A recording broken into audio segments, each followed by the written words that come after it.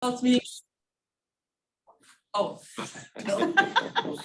I'll be right with you. Counselor? I forgot to tell her something. Sorry, Madam Chair. Oh, we'll just fix our agenda. Okay, so, Approve the agenda as presented. well, the agenda, we have to make an amendment. Number 9, which is update from Veteran Services Office, Yes, will be moved to August. with the update. So moving number 9 update to August. Otherwise, second on the I'm motion. ready. Thank you. Second. All in favor? Aye. Aye. Opposed, same sign? Okay. All right, approval of the minutes for the June 13th. Have any questions? I'll take a motion. I'll make a motion to approve minutes. Second. Second. Oh, okay, thank you. All in favor? Aye. Opposed, same sign? Okay, do we have public comment? Anybody okay, thank you.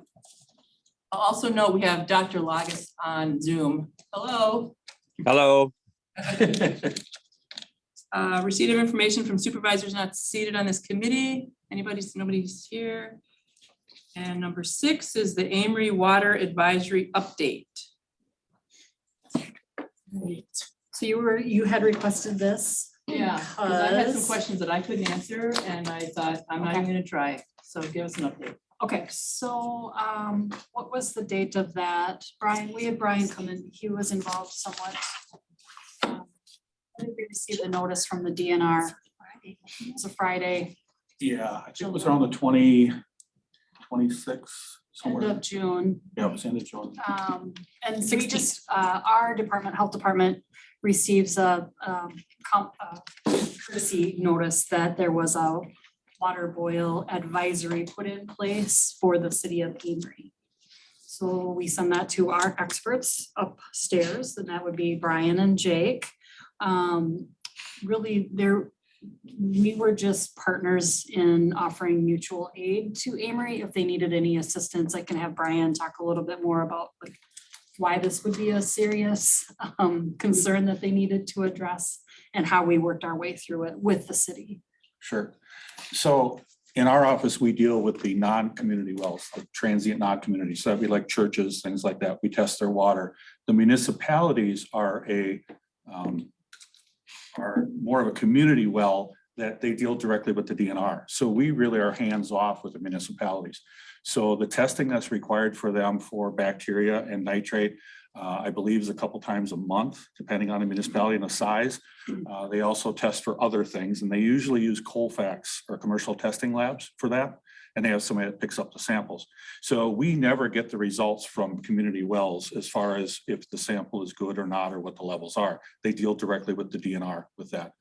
If, however, they get a positive bacteria or a positive E. coli, which is the test that they do after a positive bacteria, then we get notice of that because we are the local health department in this region. So we got that notice, and the notice was not only that they got a positive bacteria sample, but they also got a positive E. coli. So a positive coliform bacteria, we have bacteria all over our bodies, right? So if you touch the bottle wrong, or if there's a small amount of bacteria in that well system, that'll come back as a positive. Then they require follow-up testing, and then they do automatically the E. coli test. Because if there's E. coli, that's a boil water notice, because the E. coli is what potentially can make you sick, right?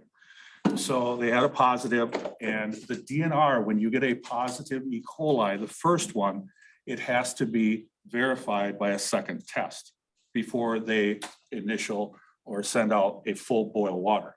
Okay, so, and they have 7 days to do that, which is crazy. But they have that amount of time to do that follow-up sample. In the meantime, because a potential E. coli, the DNR requires the municipality to issue a preventative or a E. coli advisory that there may be a problem and it's pending a second test. And the municipalities are supposed to post that and let people know. People don't have to boil their water. They don't have to do anything, but they need to know that an initial one happened and a second one is coming.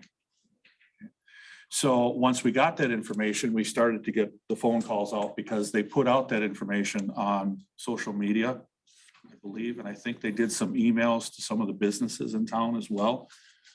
They said they had kind of a connective email tree since they did the road work on Keller. So they had a lot of numbers for that. So they sent out information. We started getting calls on it. And of course, we are not in that loop because it's directly between the municipality and the DNR. So I contacted some of my DNR people that I work with, and they told me what was going on. And they said they thought that potentially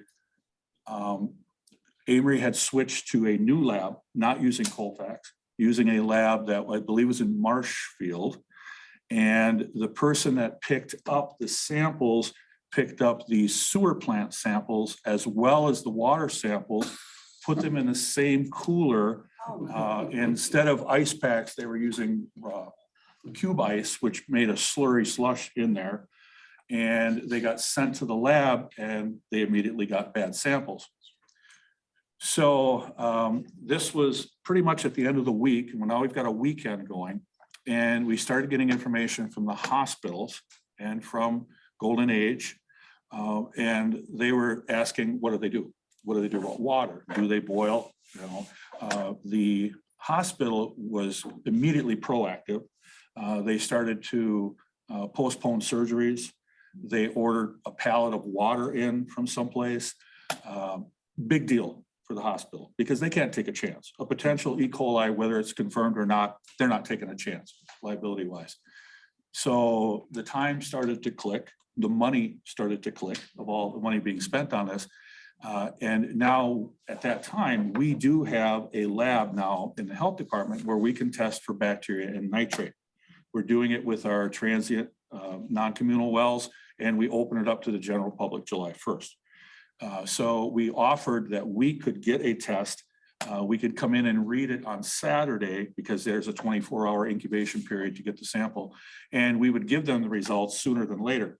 And we talked to the DNR and they said, well, if you give us those results and call somebody on a cell that was on vacation, they would okay it and allow them to not have to issue the boil water, and then the hospital could start operating Saturday night.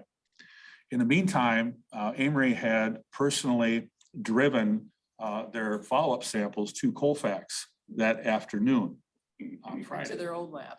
Back to the old lab, okay? And they did that, and we didn't know that they were doing that. When we got there to do the sampling, they said, well, we'll have the results back by Saturday afternoon, because Colfax said they would do that as well. So we didn't take any samples. And on Saturday, I got a confirmation email from Tanya that they had said that that came back okay. Now, the unfortunate part of that is that coliform bacteria, you get that occasionally. Even the treatment plants or the water treatment plants, they get that occasionally. That's when they pump in more chlorine into the water, they adjust it, they take follow-up sampling, not a big deal. So it happens.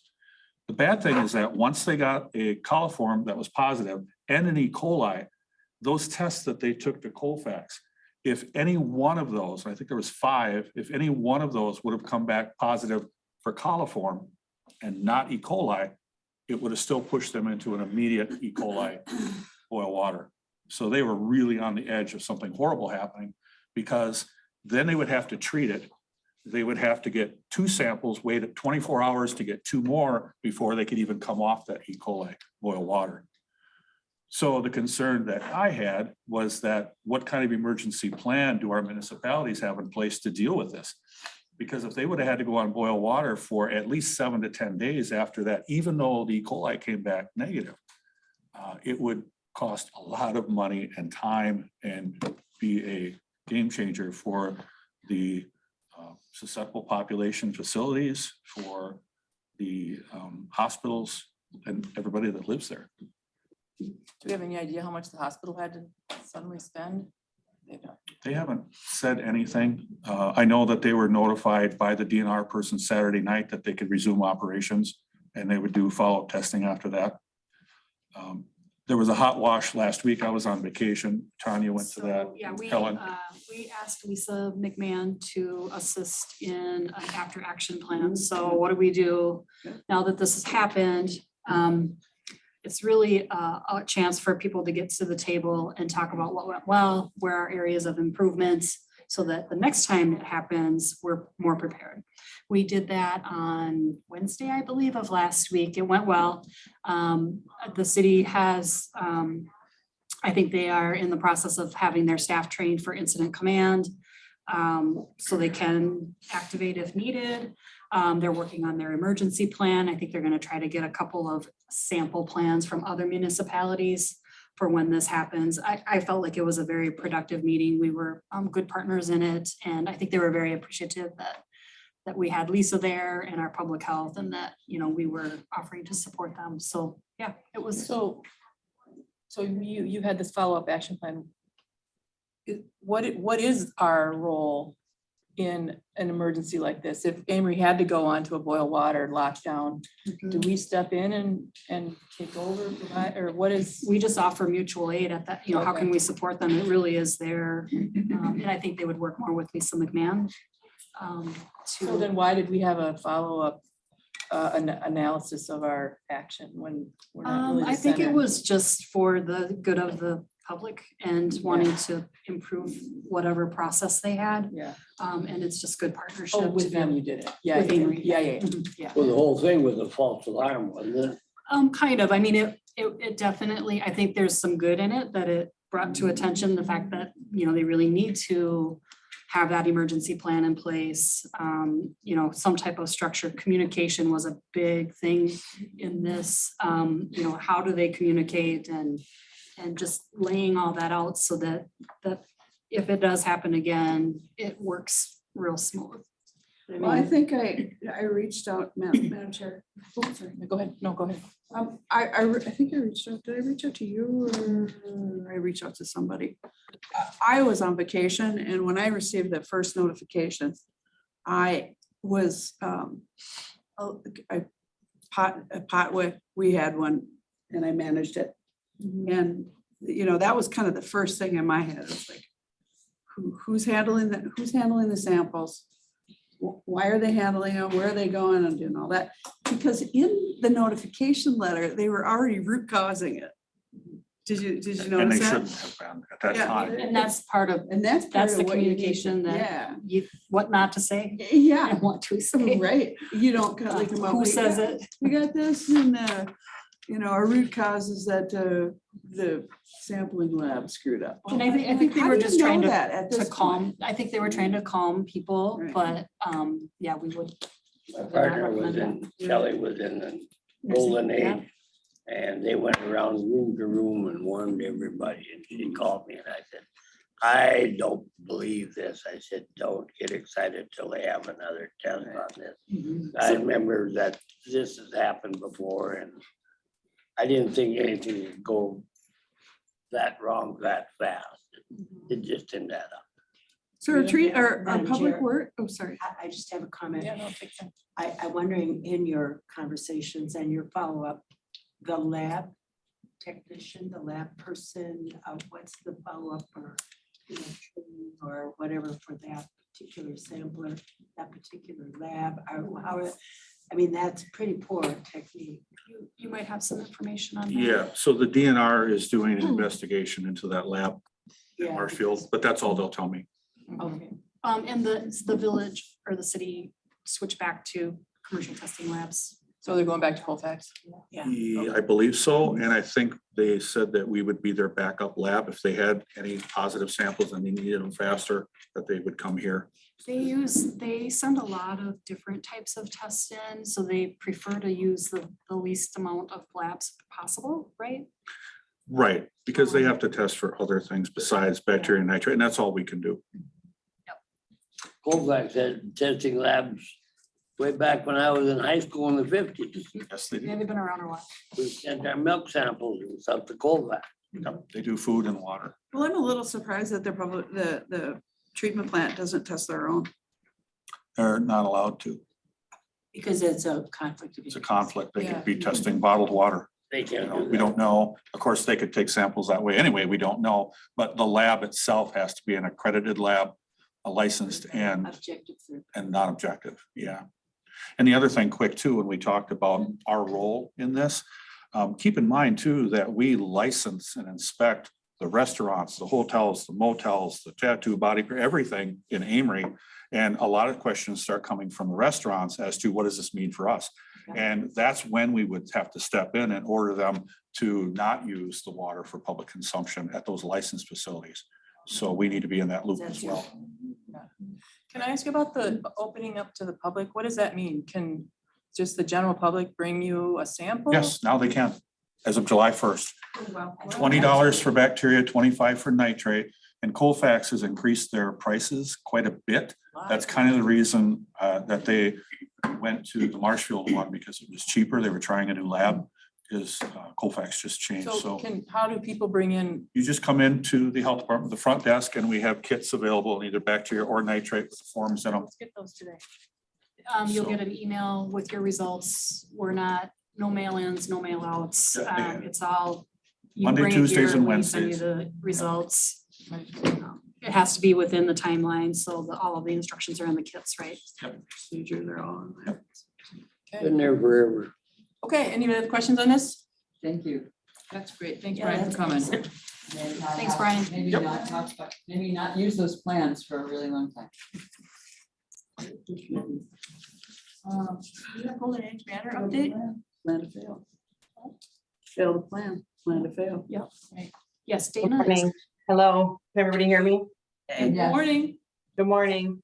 So I'm just gonna provide kind of a general update, and if you have any questions, just some things I've talked about. Well, one thing I've talked about in the past is our foreign recruitment. So we are about 15 months into that process.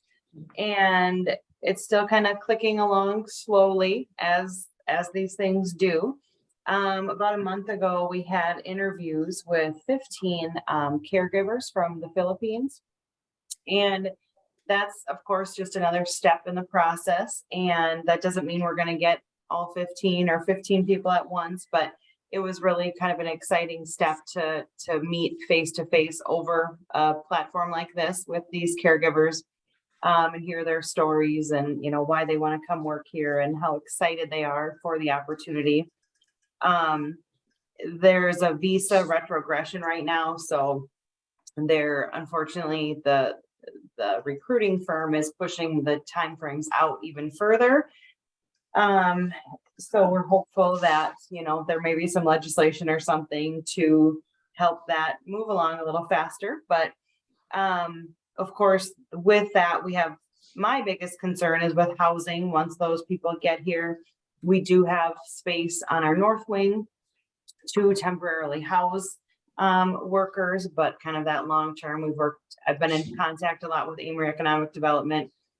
We've been to some of the seminars that have been put on in the area, but that is going to be a concern once they get here, you know, that whole housing piece, of course. But again, still moving along. Something else that we're doing to try and, you know, we've been tried to be very creative and innovative in the last several years with our staffing crisis. We are now training some of our CNAs to become medication aides. So the state of Wisconsin has a program that allows CNAs that have worked in our facility for 3 years, certain number of hours, to go through a training course, and then they can pass medications, which will help us in, you know, lots of different situations where we have extra people trained. So we're in the process with 3 staff members right now. So that's been going well. In the state budget, there is additional funding. They're going to continue to fund the WIS Caregiver Career Program, which is also good news. The state has been paying for CNA training for the last several years. They're going to continue to do that. So that is one of our, you know, also one of our recruitment tools, getting people in, and it's free training. The WIS Caregiver Program also gives them a $500 bonus after They work here for 6 months, so it's a really great program. So just a couple things we're doing there to try and get ahead of, what we can with staffing. Otherwise, we talked a little bit about the supplemental payment program changes, but I don't have an update on that. That's still kind of going back and forth in terms of what their payment model calculations are going to be. So we continue to wait on that. Hopefully we get an update before December when we find out what the amount is. Otherwise, we're just working on some capital infrastructure updates around here. Loading dock, we're in the middle of replacing a loading dock. We're looking at a RFP, just went out for parking lots, so trying to continue to make those updates to our old building here. And yeah, that's about all of my notes. Anybody have any questions? I have a question, Dana. Last winter, we talked about that whole issue you're having with your high schools. Staff being able to use equipment. Did you want us to do anything with that or have any more thoughts on that? Remember we Good talked about question. a resolution to the state or something? Yeah, I can talk to Malia again on that too, because we didn't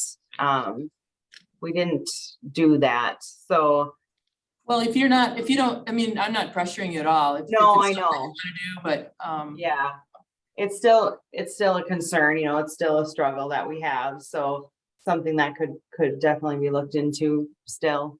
okay, we'll ponder that. It was just a Yeah. question. Yep, no, good question. Madam Chair, can I make a update on the resolution last Friday? Well, Dana's not there. Oh, okay. Dana, I was there Saturday and I didn't get a chance to talk to you. Yeah, So I presented that resolution at our Health and Human Services last Friday at our steering committee in Wisconsin Rapids. We only had 3 resolutions. That's the first time I think I've ever been to a steering committee and we had less than 10. But the whole scenario for everybody is Dana's thinking that we're probably about $700,000 less in state aid not because of a lesson in the total budget, but the different appropriations, like Racine. The big point is we lost 16 nursing homes in this county nursing homes, 16 county nursing homes in the last 2 years, state of Wisconsin. And so they changed the formula, like Racine and the counties that were probably losing money. So they gave them more money at the expense of like somebody like Dana that has a balanced budget. Right. And so we're cut about 700,000. And so Polk County had this resolution to change the formula. And so we can stay viable. Yeah. And it passed unanimously. Wow. And but we did send it back to the board of to our Wisconsin County Board to do some tweaking. So it'll be presented at the state convention in September, and then the state will vote on sending it to the legislature. Yeah. So we got unanimous support, but that's the whole scenario is they took money from the facilities that are doing a good job, and they tried to give it to those that we're really losing money and balance things out. Well, thank you for going to those meetings. Yeah. That's Got impressive. 2 more Thursday and Friday Oh. in Wisconsin Dells, and then the last one is the 19th. So that's kind of my report. I got notes on some other stuff, but that's the biggest thing that came That's out of huge. the Yeah, okay. meeting last Friday. Any other questions for Dana? Thank you, Dana, for your time. Thank you. I'll be in touch. Okay, number 8, update on child support. Not a whole lot to report You on. have a voice. I have a voice again. Yes, it's back. It took about 3 weeks, 4 weeks for it to fully come back, but it's there. We're fully staffed again, so that's good. Currently training our newest worker right now. We're meeting performance levels in 2 out of our 4 performance measures. But the 2 that we're under the state mandated amount, we're so close to meeting the 80%. We keep bumping up each month. So we're getting there slowly, but it's improvement. And then I also received a scholarship to attend the National Child Support Convention. And rather than going to California with a very expensive trip, I took the virtual option, so the whole office can attend now. So I'm gonna put it up on the big screen and everyone will be able to pop in and check out the national convention. That's smart. That's nice that they have that dual option. The last time that our office was able to attend a national in a group, it was in Milwaukee. And so I think 3 of us went at that time and it was really, I mean, the networking and how other states do it, because every state has their own program.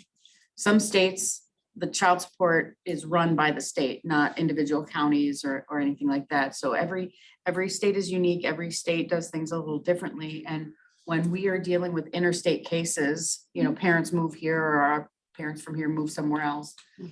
We struggle because we think, well, the way we do it is the way it should be done, right? And so it was very helpful. So I'm excited for that. Yeah, I'm glad the whole staff gets to see it. That's good.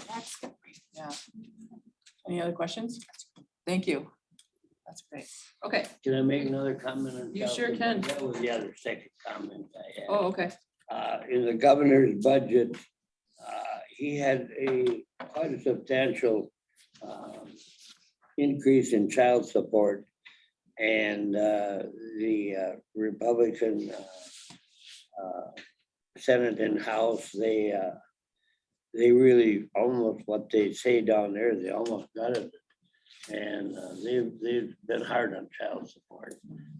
But the governor, in a one-line veto, he wasn't able to fully fund it again, but he did restore quite a bit of the child support. So I imagine you folks are probably got some information on that.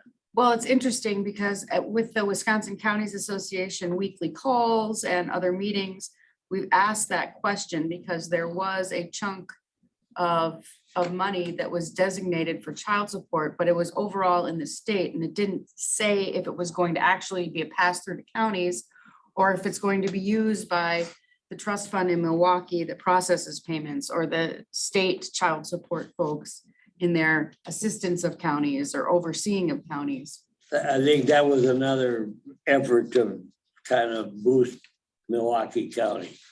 A lot went to Milwaukee, Yes. not just in child At support, the all expense over. of rural. Yeah, a lot of it. There was a big push to shore up Milwaukee. I mean, granted, our performance numbers are way better than Milwaukee's.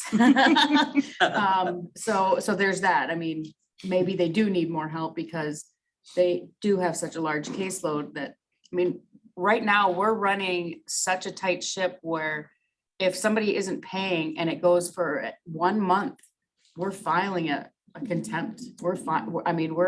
We're acting quickly where years ago it would be, you know, somebody wouldn't pay. Years in arrears. Yeah, so now we're starting to look at, do we want to start funneling some of these larger arrears cases to the district attorney's office for criminal prosecution? Yeah. So we're in a good spot right now with our staff and with Nikki at the head of it. It's kind of one thing I learned down there. It's not all bad. Like I think last year, I think there was over 1,000 vetoes in the whole budget from the governor. But where the either one would cut something on his budget. By the way, the budget is a 2-year biennium, and it is passed, it is final. But there is committees meeting as we speak, all the time in the next 2 years that do appropriations. But where a lot of times, and I learned that where, like I say, the legislature would cut something and the governor or vice versa would restore it. So when you first look at all them vetoes, some of them are good, some of them are bad. I thought they were all bad, but they're really not. Yeah, right. Any other questions on child support? Thank you. Okay, so we're not doing veteran services. We'll do that next month. And number 10, update regarding housing, our favorite topic. Yeah, I can give you an update. As you recall from the board meeting, the resolution was passed and it was kind of a broad, vague, directional resolution. And so some staff and I sat down and started inserting some parameters as a starting point, at a point of discussion. With the overall plan is hopefully now over the next month, we'll be putting together more details with probably a resolution type format to give all of you, so the committees, HHS, environmental services, and then of course, general government because of the funding, to take a look at it, pick at it, and make any amendments or changes or recommendations. So I can give you kind of some of the parameters. If you recall, it was a zero interest loan idea of up to $70,000 with $10,000 per unit, up to 7 units per application or grant. Total pool of $200,000, 10-year term, or a loan due upon sale of subsidized housing or property. This is a program open to municipalities and tribal governments within Polk County, and projects must be located in Polk County. Projects may include multifamily developments, senior housing, workforce housing, low-income housing, or other housing developments in the public interest. And when we say public interest, I think it started with, this is not a developmental incentive for someone to build a $2 million home on the lake, right? So it's something that community feels is in the best interest of the public. And we would feel it's in the public interest so that, our money is being used wisely. While awards are to governments, public-private partnerships are encouraged. So a municipality might partner with a private developer, or the tribe might do that. The key is, any local official would say, yeah, I'll take 70,000 in interest-free loans. The idea is to have something that's in a plan phase where a local government and a developer would say, here's what we want to do. We've got a plan. And then once we have a commitment that there is a team working together, that would be something that we would find probably most likely acceptable. Projects must conform to HUD minimum housing standards, and preferences for projects that maintain or increase the tax base. So the 2 oversight committees, as you know, HHS and environmental services, and then of course, general government for the process and the funding.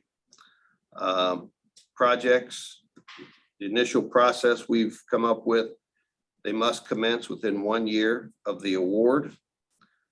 Awardees to report annually on project status. And right now the plan is applications will be made available in the November timeframe, with review of applications to begin in January. So that's just a start. Comments, input, feedback are fine. I think I envision this being a discussion within the committees and then the board of directors, probably as a committee of a whole. But the other thing we thought about too is probably when these grants come in, these applications come in, we might have a scoring rubric where we give points for different things that are, just as a way. We don't know what the demand will be. We don't know how quickly they'll be absorbed or what the size of them will. We have done some outreach to some communities. Terry has talked to a few from the EDC. I went to a local housing seminar here at Balsam Lake Lodge and talked to several community leaders. And the universal response was, yeah, it's not a lot, but anything helps. And yes, we'd be interested. So I think this is something that has caught the imagination, and communities can use with other resources to develop a partnership with developers. Do the communities have the resources to even know about those other resources and to have the ability to write a grant and approach another source? I mean, besides this, I'm sure there's a varying degree of awareness and knowledge of what else might be out there. But I do think most of them are aware of things like WIDA, Impact 7, those types of things. The main thing though, too, when you talk with developers, you know, they kind of shrug at first, but then they say, well, that's a recognition that they at least want us. And so that's a good thing. And I can envision this being a resource for a community to say, we've got this land we think would be great for a housing development or an apartment building or a whatever.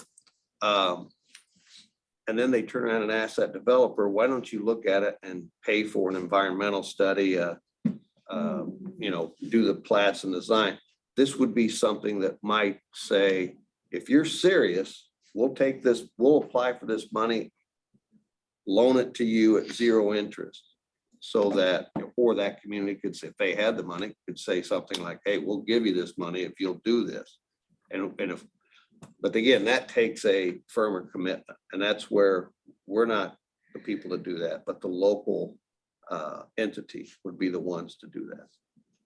Yeah, it almost feels like we need someone to do like the technical assistance side of this, you know, like the putting the funding packages together for these municipalities.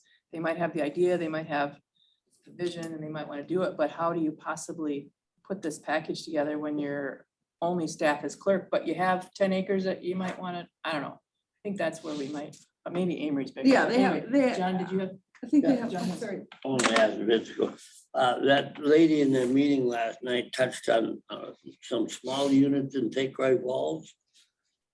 You familiar with that? Yeah. Yeah, I mean, there are a couple of developments now. Terry, in fact, yesterday in general government, kind of gave a summary of the different things. St. Croix Falls has the, Tiny timbers. well, it's that as well, which I understand are in development, progressing. But there is the, I think it's Impact 7 No, I don't need. with, Where are you going somewhere? What'd you say, John? Dr. Lewis? but, and there is, I think, 40 units being developed in St. Croix Falls. And this is near where the fairgrounds are, if I recall, the industrial park area. There, the facility, the old hospital in Osceola has continued to pass all the hurdles, and it looks like that's going to be a go with, I think, 90 units. And what's interesting is, you know, some people might say, well, that's not affordable housing necessarily, but you're going to have people in the county who want to downsize, who want to simplify their lives, may say, I'd like to live downtown Osceola. And it's going to make their homes available. And there are other projects in various stages of development, but those are just a couple that Terry highlighted. So those units, she said there's 7 or 8 of them built already. Are they? Those are the Are they tiny, small, one family units in St. Croix Falls or something? those are the tiny homes that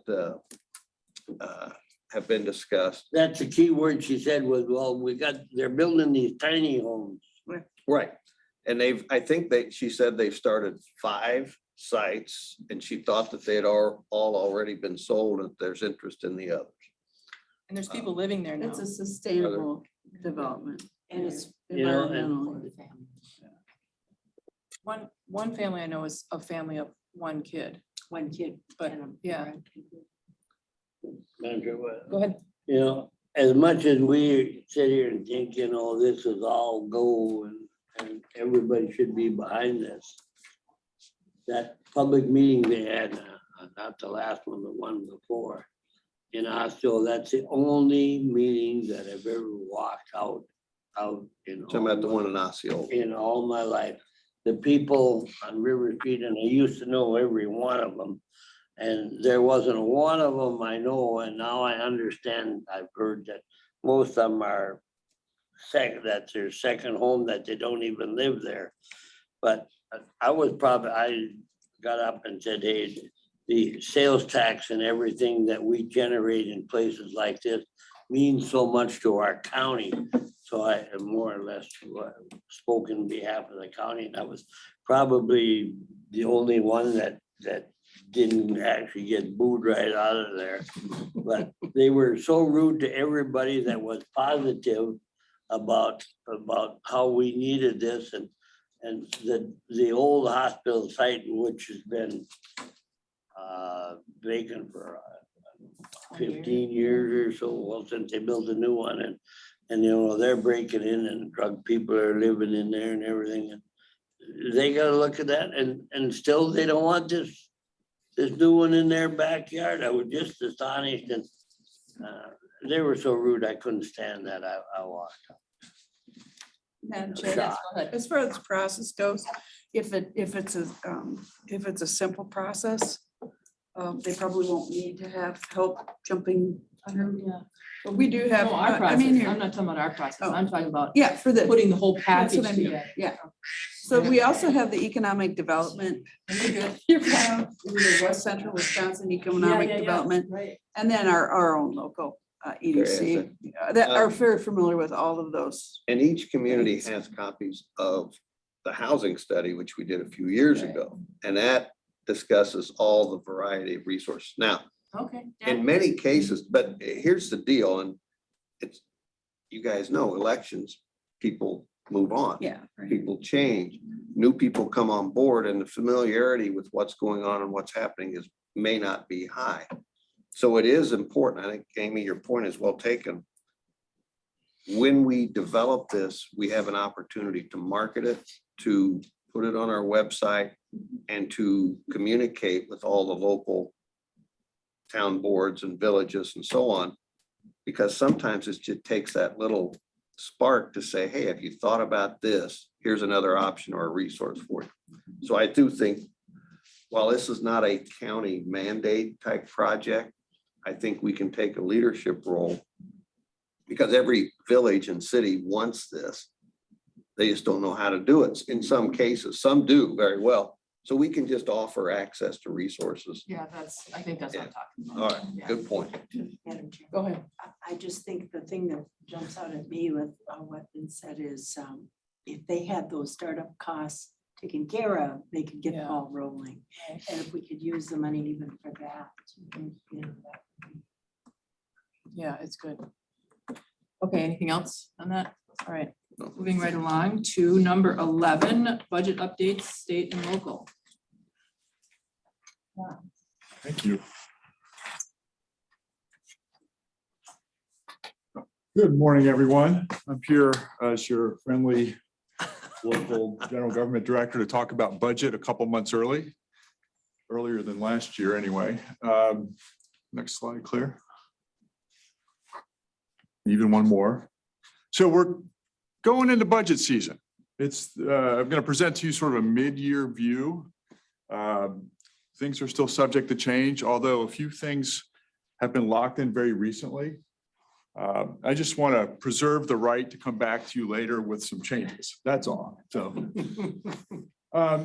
okay, let's get up to 30,000 feet for a second. What's going on nationally? Well, this time last year, we had about a 9% inflation, CPI inflation rate. So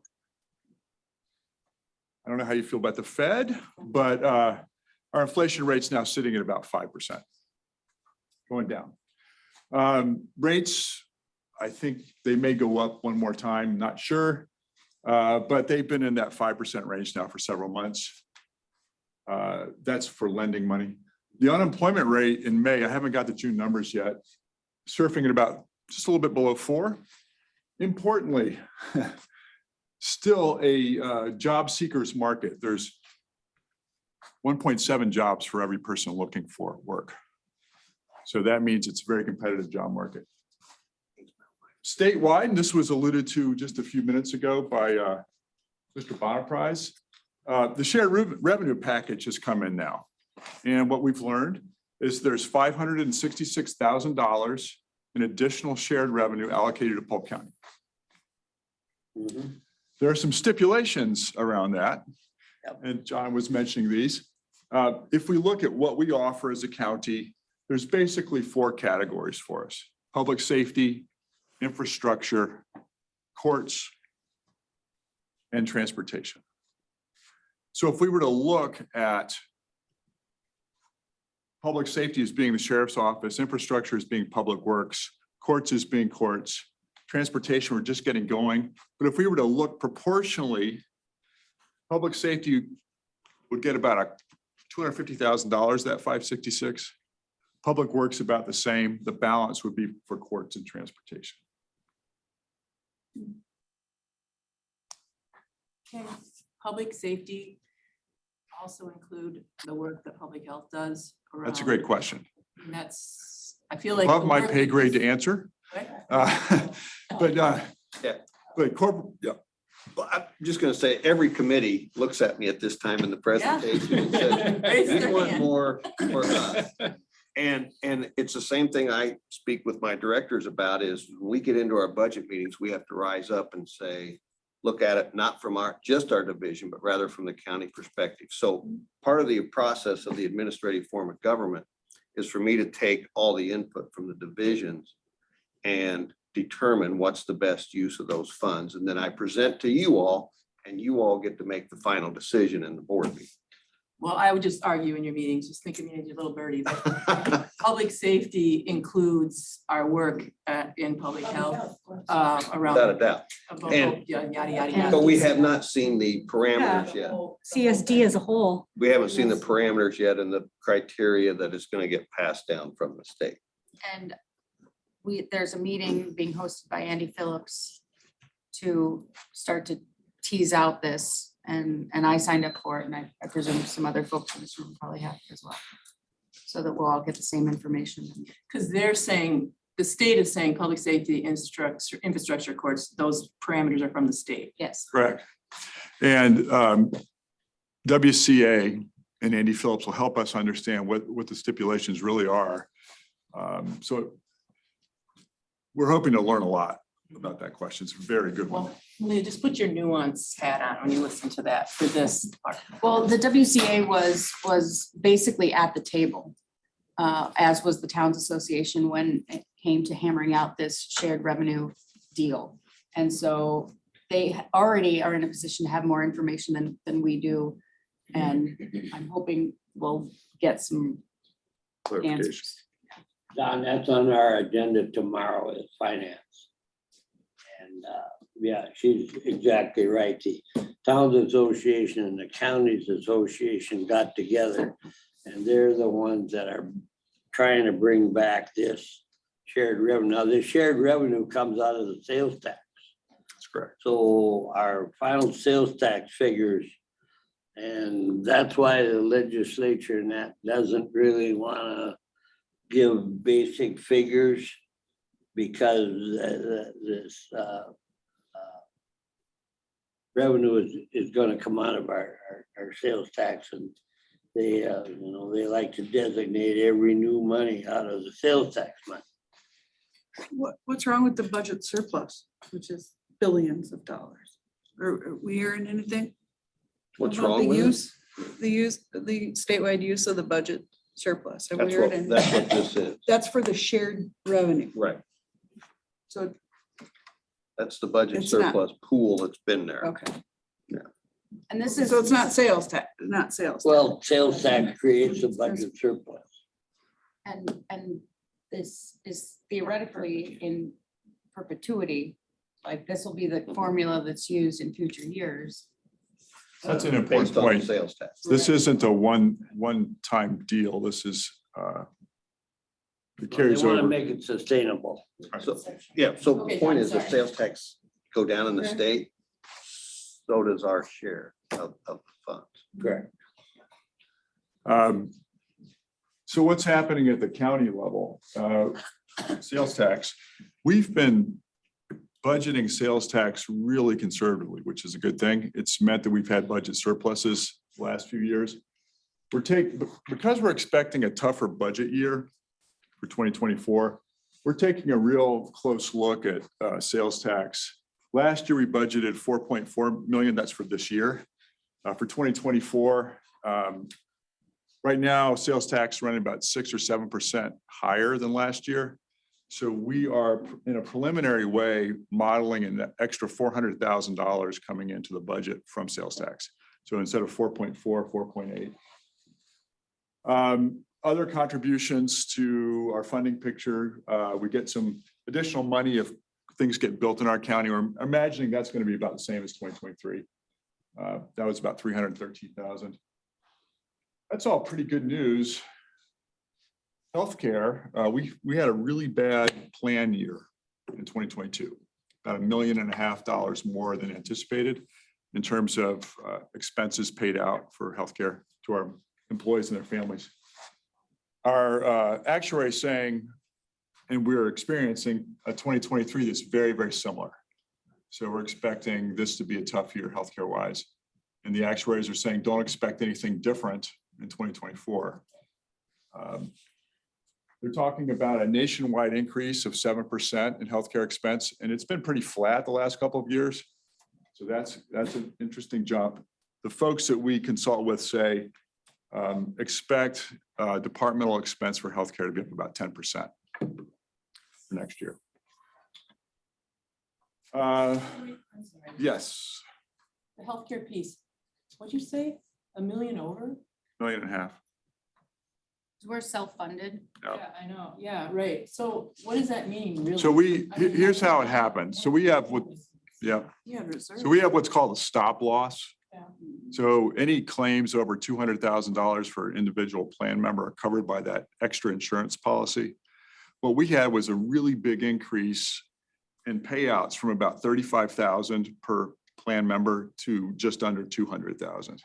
So that the number of people who were drawing down in that amount trebled last year. Yeah. So, we're concerned about that. We have, if you'll remember the audit report last year, we had a very healthy health fund. That health fund, because of this, is less healthy than it was. And we're expecting the 3-year drawdown of that health fund to be about $4.5 million. And we started with about 8.2. We've got to keep a certain amount of reserve in there. So we're doing fine, but not as fine as we were this time last year. So We had some good years where we built that up We more sure than did. what they figured. And that's right. now and- that they're, Let's hope that we can get back to those better times. with Yeah. Well, health. it's getting closer to what the auditor guy recommended, actually. Yes, So now we're doing right what he wants us to do. but it was unplanned. So that's never fun. if you're a budget guy. It's kind of, as Don explained it to me, it was kind of like, they said, hey, that fund is getting so large, sitting there, not being used, that it's time to address it. So we started bringing it down. The problem is, now instead of coming down gradually, it's picked up some momentum going down that hill. And we're going, step on the brakes here. We gotta, we don't want to crash landing all at once. We'd like to spread this out. exactly. Claire, if you could go to the next slide, I think we may have covered some of this already, maybe not. Okay, so what are we going to do on the expense side? Well, we're looking at wage increases that are somewhere between where we are in 23 and 22. So 5% for a combined COLA plus merit-ish we're modeling right now.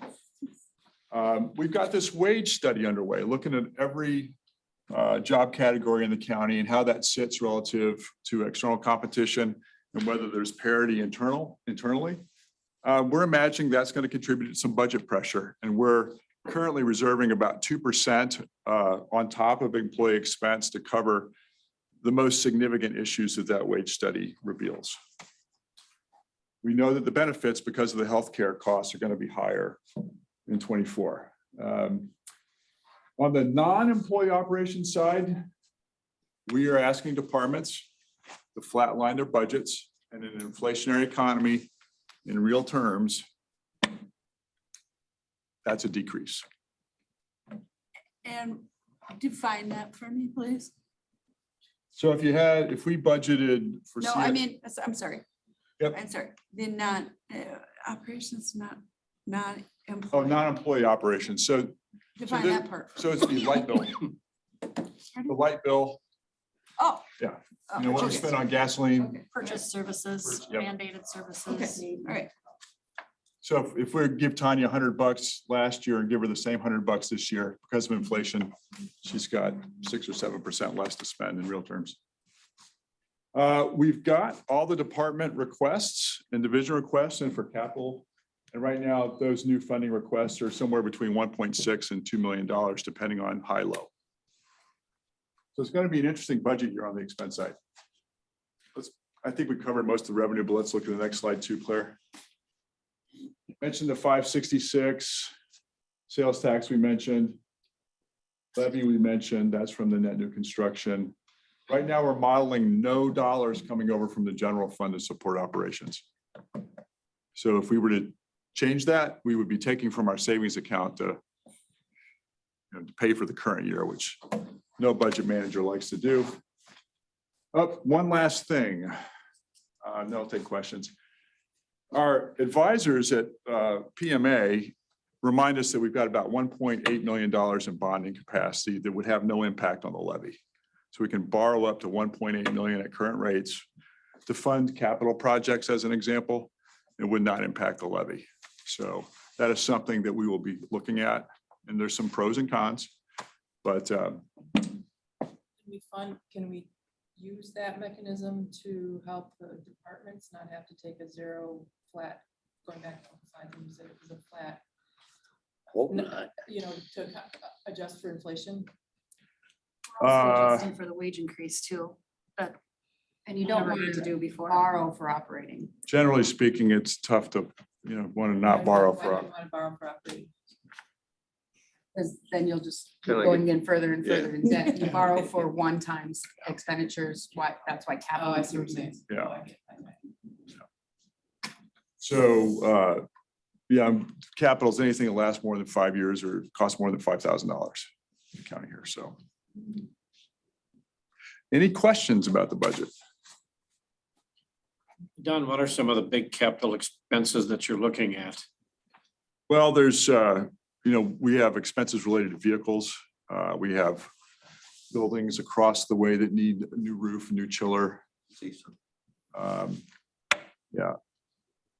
Those are the big ones. I think we have $500,000, $750,000 roof for CISA. Increase. Hey, you know the guys at CISA, I do. right? Maybe we should have a conversation with them about rent. I can do that. No, I don't mean to make a joke about it. It's serious stuff, but some big capital projects. So whatever happened to the ARPA money? We had That's a this great big question. infusion. Yep. You know, we spent half of it roughly and the other half has just disappeared. You know, it's like. I wouldn't say it disappeared. I know, but from my vantage point, I can't really. well, We it still- didn't get used for Recycle anything center. tangible to recover Right, it just our went into the act. general fund. Yes. We Well, voted for it to go to the recycle center and that big project. Well, that was 1.5 and Right. there was 8 to work with. So we That's have, not over budget. I don't want to commit to this number because it's written down somewhere over there and it's not in my head, but That's we okay. have $4 million of unencumbered capital that we could spend. if I remember. Mhm. So And when we that get the- help us? We get the audit results, there may be a little bit more depending on whether we showed a surplus or not in the last year, because we get to claim 50% of any of the excess for spendable if we need it for a capital project. So if it's unencumbered, can we use that to balance some of these wage and flatline department budgets? That would be doing the same as borrowing, using one-time money.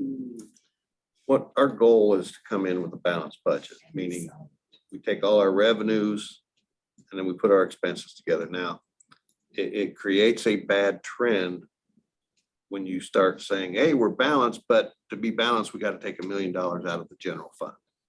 Pretty soon, you know what happens, right? So we have to be disciplined as we put this budget together. And our goal is to keep it balanced without digging into the general fund. You're always gonna have those emergencies. You're always gonna have those years. And last year, correct me if I'm wrong, Don, but we took over $500,000 out of it to pay for the roof at the Justice Center. That would count as a one-time capital. So that would fall under the appropriate. I think that's the real simplistic way to look at it is the savings account shouldn't be used to support ongoing operations, except in an emergency situation. That's why we keep an emergency reserve. And I wasn't around at the time, but a while back, we were real close, weren't we? Yeah, back in 2008 or 9 or 10. Yeah. Which goes back to your point, Denise, which was it was never used for anything tangible. So I'm thinking about this housing thing, right? The housing initiative. Why couldn't that drive? Those funds drive that program. I mean, at 70,000 is like. That'd be So dangerous. there's some great news on the housing fund. Because it's configured as a loan, as soon as we lend it out, it's receivable for us. So it stays on our balance sheet. It's a good thing.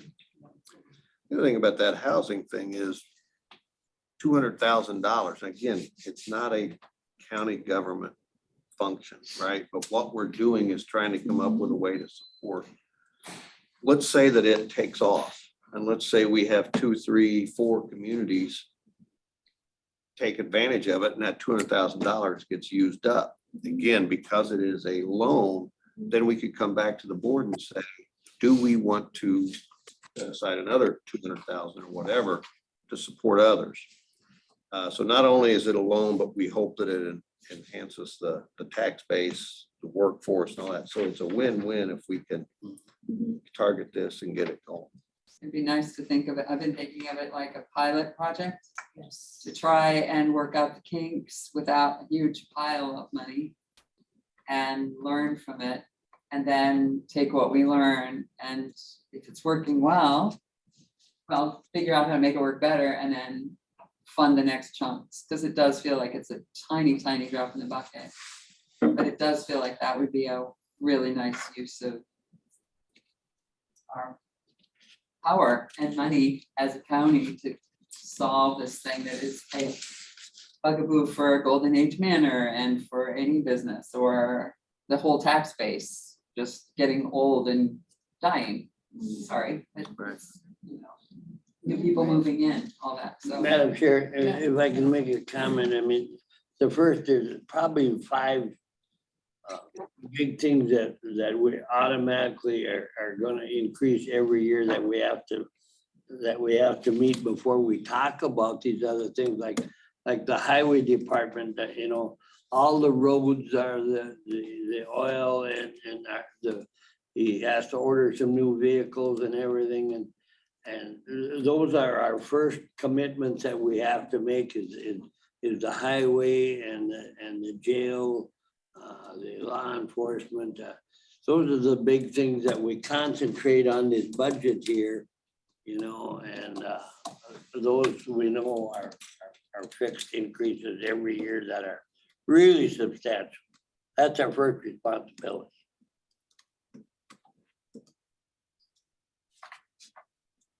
Thank you, Don. Thank you. Okay. Number 12, communicable disease report. Chair, can we please add children's safety, adult safety, public safety into the priorities for what Supervisor Bonaprise also mentioned? Law enforcement, roads, public safety includes everything that we do in this with regard to our mandated services. I just don't feel like we can leave that aside. How should we make that As more long as it's formal? in the minutes, that it's reflected that we acknowledge that. I won't be doing exactly everything that's said, but I could. It's on video. Right, but it's on video, and I agree with you, couldn't agree. I locked my mouth and threw the key, but thank you for getting. No, me. I absolutely. mean, they're all, In my they're all brain. very important. I think that's a So I think better it's worthy of articulation. mentioning all, in addition to what Yeah, Supervisor Price mentioned. yes, I agree. That's what I was trying to say earlier. Good, quite, find the word. Okay, communicable disease. All right, so COVID numbers, we had 12 confirmed COVID cases in June 2023, and 2022 it was 805. Last month we had 2 E. coli cases. Lyme cases that meet the definition that the state is looking for was 19. Last year at this time was 13. And anaplasmosis 3. Last year 1. So chlamydia 6, last year 5. So pretty much on Did you say blasto or? anaplasmosis, another tick-borne. Okay. Is that the same as Ehrlichia? Is that the same word? Do people use that word interchangeably? Or is those two different? It might be, I think it's different. I know that there's a bunch. Yeah. there's- Oh, they're different.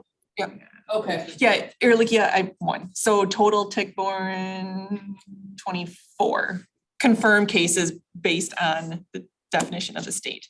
I think we investigated 48 or, yeah. So we know there's more out there, but it's just the difference in what the state is looking for specifically versus what a patient's medical chart might say. Okay, wow. Dr. Lyles, did you have anything to add or questions? Yeah, the nationally, the hospitalizations and deaths are down. However, the number of COVID cases are up less than a percent. And so COVID is still alive and well, even in St. Croix, Polk County. And so Lyme disease has 3-4 different varieties. There's also something called Rocky Mountain spotted fever, which is not really in the Rocky Mountains. It's more in the Midwest, the spotted disease. It's another disease carried by ticks. And then now we're worried about chronic wasting disease being carried by ticks. So everything continues. So good work for the health department for identifying these things. All right, thank you. Are we done with the legislative update on number 13? Did Well, you- I guess I'd just like to probably say one more thing is, when we're looking at all these budgets and these items and everything, Andy Phillips, he's our county attorneys, and there was a guy, the Wisconsin County Legislature also has a budget director, or something they'd call him. And there's been so much money kicked into our counties in the last few years with the COVID. And they're telling us, hey, you folks, this is a crisis year, because look at the money that the state has put in to our counties. And I'm sure that Don knows, how much less we're really getting state funded. So they said, they're warning us just to really be careful in our budget, because we're not gonna have millions of assistance from the state. All done, that's history. As Until you the know, next pandemic, right? as you know, in the director. So that's a good The warning. opioid pandemic, you mean? That one, yeah. Are we gonna have the mortuary, sorry, the mortician, or not, the coroner, Medical examiner. medical examiner? God, I'm so happy in my head today. didn't help you. Words are hard, words are hard. Are we gonna have him speak at the board meeting, the big board meeting? We need to. Why would he? Oh, why wouldn't he? Just stick I the mean, knife he- in and twist it. Yeah, I He- thought it was very interesting, the data that he put About the out. opioid piece? Yeah, And the yeah, uptick, yeah, serious uptick? So I mean, maybe that's maybe that surplus is an Yeah, I option. am doing some follow-up with the sheriff's department on Mhm. actual numbers, and maybe we can bring that. I think that would be a great idea, because Yeah. that would be pretty tangible to me. Okay, so I'm kind of taking notes on that. You're speaking of the number of autopsy requests. I just, his whole report was short and really, really lovely. I mean, in a He gave us, morbid kind of lovely way. he gave us a nice printout of The everything people that that we get could in, give you share. the details, get out, you know. Right. And, and to stick the knife in and twist it a little Yeah, bit. you're. Yeah. I got 3 more legislative meetings, so then I'll give a report. Next time. I'll have 2 of them at the county board Tuesday, and then I have one the 19th. Okay. I'll keep everybody informed. I tried to. Okay, so items for our next agenda. I have a couple to add on. Well, what do you got? We need to talk about WIC merger. We're in the process WIC of merger? merging with 3 other counties at the recommendation of the state. So we want to show you what that's going to look like for 2024. Counties are Sawyer, Barron, Sawyer, Sawyer, Washburn, Burnett. Burnett. It's 3 smaller to the east of us. Okay. So we'll show you what that looks like, budget, all of that next month. And then tabled, it didn't get on the agenda this month, but Supervisor Prey had requested a presentation from behavioral health on the loneliness that she did at the Rotary. So we'll put that on August for you. Yeah, I guess I just read another article in the paper about loneliness. All that was. And health. Yep, that's a standing item. Really great read. It is actually, it's a really good article. interesting, yeah. And then what do we have on Anything our, else? do we have on? our Veterans work- Affairs I report. have some other things to add on there. Mhm. So I want to have us loop back, I guess from you on where the WCA piece fits on how we're gonna put public community services issues into the public safety side of that budget. So whatever how you want to do that. Say that again. I She know. wants me to. Yeah. The 4 areas. What did you say? I said pull a rabbit out of a hat. I can't. Okay. No, I will of course report back. And I presume more of us are all going to be a part of that, so all of us can. So would that be like a WCA guidance on 2024 budget? On shared revenue. Shared Sure. revenue. Yeah. I mean, so we have pieces that would fall Because into it's transportation, The right? meeting is the day after our county board meeting next week. So it's during environmental services, so I'm gonna have to miss a part of environmental services. I'm so sorry to hear that. And I mean. I won't Just trying volunteer to think through this attend. public safety, public safety. No, I completely recognize where you're coming from. Should I we agree. like kind of pitch something to Andy Phillips, like articulate a letter about we're interested in having it. What is your opinion of how this could be, or is that what you're gonna carry? Oh, yeah. And yes, Okay, you're gonna take the rabbit. hole. yes, I will, he will hold the hat, I will. You're in pretty Secure the- regular contact secure with the Andy, rights. aren't you? What? You're in pretty regular contact with Andy, aren't you? I mean, as much as possible. But I mean, do you need any support from this committee? Would that help you at all? Like. Oh, I don't think he is not the decider. He I is know, but helping he- us analyze the I information. know, but there's a little nuance and analyzation, like you can, you can make things happen. You can make rabbits come out of language that, I don't know, you know what I mean? Okay. Yeah, no, I'm smelling what you're stepping in. Well, everything circles back to public safety, right? Yeah, I mean, Public safety and health. okay, so that's an agenda item. The other one is an update on the command center, since this committee has been involved in that over another thing I'm stepping in, I know. Oh, the command center? Yeah, What do you want to know about? just an update for the next agenda item, where it's at, Okay.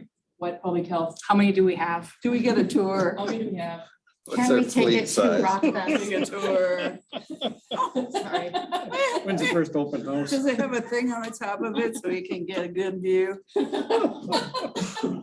or set up a, Okay, and then we'll have the Sniper sheriff's fentanyl, your update, whatever, You want that for next month? right, Nick? yeah. Yeah, and then the WIC merger and then loneliness. Yeah, we also have And then- fee schedule review, recommendations on fee schedule and leases. Be- We'll probably have another housing update. Housing, is that a standing item? I don't know if it's standing, but we will, I mean, we'll have an update. I think it's something that we can knock out here pretty quickly. You have the CJCC coordinator present updates to public safety, public works. I would think maybe once or twice a year, you would want that, not necessarily next month, but at some point, having an update as they're evolving and. Yes. That's a good idea. That would be good. Yeah. Standard every month on our, Well, let's put it into September, I've giving October. them some opioid money. for 2 seconds. She might be on maternity leave at this point, I tried. Oh, well, whatever works. I yeah, tried. but just something Dr. to, Logus we'll- and I did everything we could. we'll keep an eye and figure it out when it was. Okay. It's a good idea. she had all the figures at our Yeah. safety meeting last Tuesday, and the figures are pretty interesting. And she does that every month at, so, I don't know, apparently the committee people don't get enough notes from a lot of committees that are taking action on. What would we want her to report on? The programs and Just like diversion programs or Yeah. treatment court? like all of that, all of the, What's happening the with those? CJCC update, I think would be a good way to. Yes. I sit on that committee. I'm on that CJCC committee. Yeah. I thought I was the president of the CJCC, but apparently I'm the chair. You're the But I chair. was calling myself the president for a while. The queen. Try queen, yeah. I think it's time to adjourn. You gotta make a motion to adjourn. I moved to. Community health improvement plan update. Will you guys be able to do that for public health? We are required to have a public hearing for the 2024 budget. It'll be an early start. That's a state requirement. That's what that means. I just asked Vince about that. He said that was a little early.